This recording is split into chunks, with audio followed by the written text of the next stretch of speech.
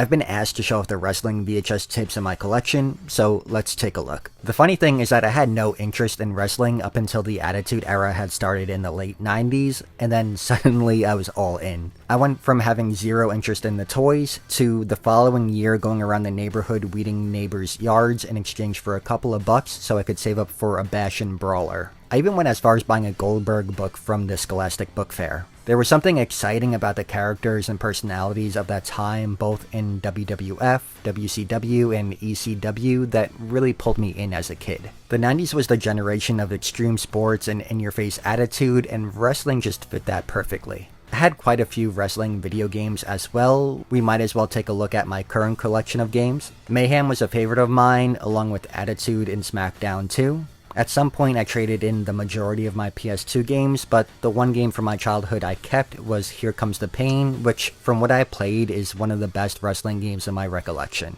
I have a couple of games on the Super Nintendo. I think I sold off all my NES wrestling games, so there's just a handful of wrestling titles left on the N64, and then one lonely game for the Dreamcast.